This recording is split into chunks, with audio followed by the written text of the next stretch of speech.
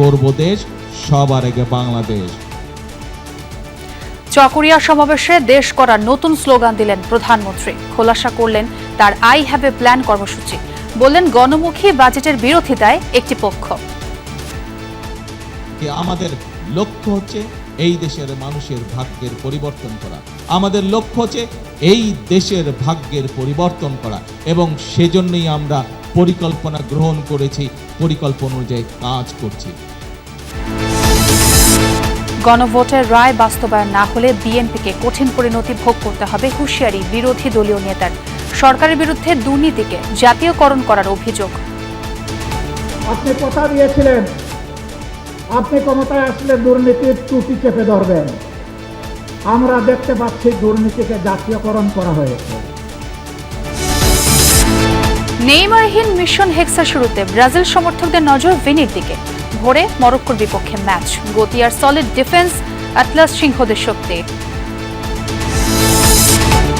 ৮ দিনের ICU NICU রোগীদের নিয়ে অনিশ্চয়তায় স্বজনরা। সরকারি হাসপাতালে শয্যা সংকট, বেসরকারির খরচ নিয়ে কপালে চিন্তার ভাঁজ।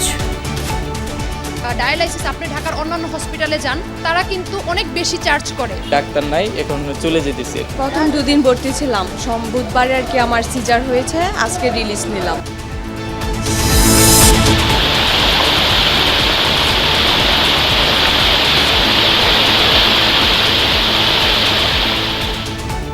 ভারী বর্ষণ ও উজানের ঝলে প্লাবিত শেরপুরের লোকালয়। স্থায়ী শহর রক্ষা বাঁধ না থাকায় তলিয়েছে সড়ক, দোকানপাট ও নিম্নাঞ্চল। তারল্য সংকটের চাপ পড়েছে ইসলামী ব্যাংকের এটিএম বুথেও। জরুরি প্রয়োজনে টাকা তুলতে পারছেন না গ্রাহক। আগামীকাল থেকে স্বাভাবিক সেবা পাবেন আশ্বাস কর্তৃপক্ষের। এছাড়াও রাতের বাংলাদেশে আরও থাকছে: হামলা বন্ধের শর্তে ইরানকে কয়েক বিলিয়ন ডলার অর্থ ছাড় দিচ্ছে আরব আমিরাত। খবর রয়টার্সের, প্রতিবেদন ভিত্তিহীন বলছে আবুধাবি।